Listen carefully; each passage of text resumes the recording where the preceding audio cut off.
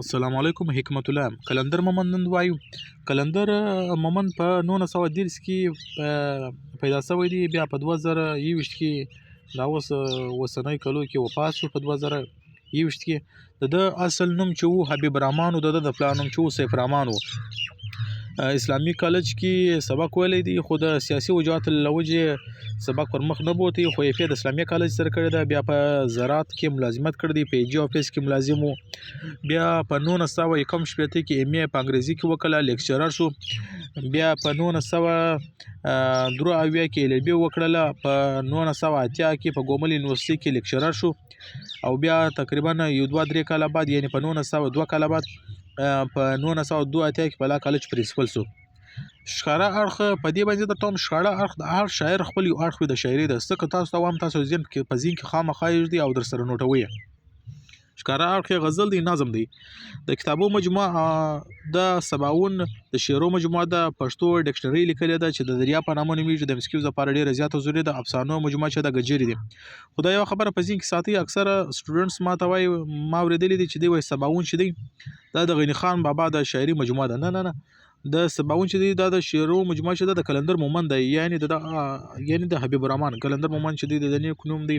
د ادبي نوم دی راځي د شاعري مثالو په توګه در سره شریکوم تاسو لیکي نوټوي وای چې په خوشحال پر تنبور کې وسوي هغه کانې په مال اور کې وسوي خوشحال چې کوم ټیم اورنګزیب علمگیر قیدی کې نو د تنبور ته ولېږي دوري په جیل کې ول نو ځکه د خوشحال ذکر کوي چې په خوشحال پر تنبور کې وسوي هغه کانې په مال اور کې وسوي او سکتا پر دمن په لاور کې سخت سیرسي نو د خوشحال خان خټک هغه مثال ورکوي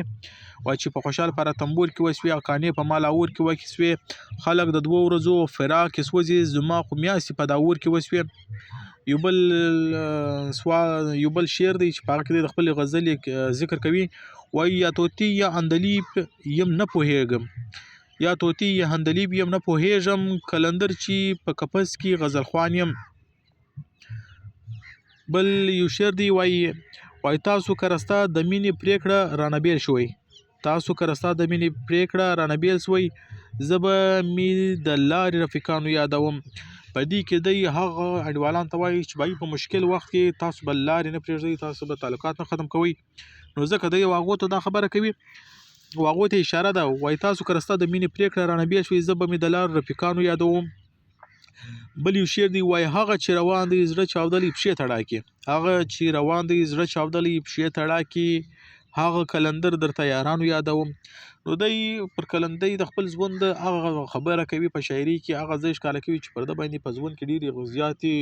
پریشانۍ تېرې شوي دي ډېر زیات مشکلات کې په ژوند کې تېر شوي دي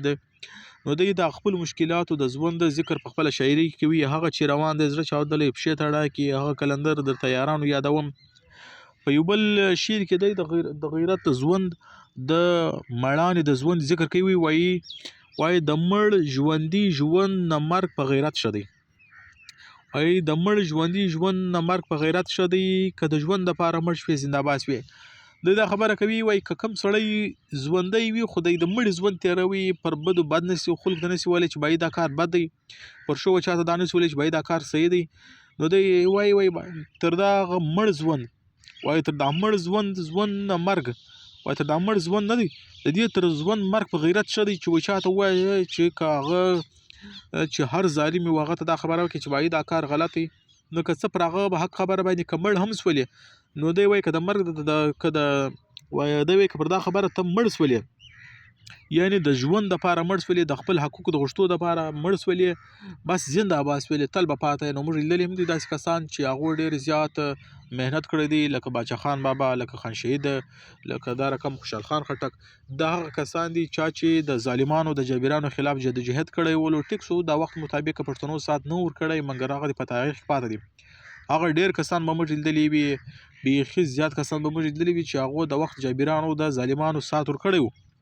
ټیک سو د وخت مطابق په شپې تیرې کړې دي نن دغه په تاریخ کې نسته په تاریخ کې هغه کسان پاتې دي چې د ظالم لاس نیولې دي او ظالم ته ظالم ویلي نو ځکه دی دغه شعر ذکر دلته په دغه کې هغه خلک ستایي په بل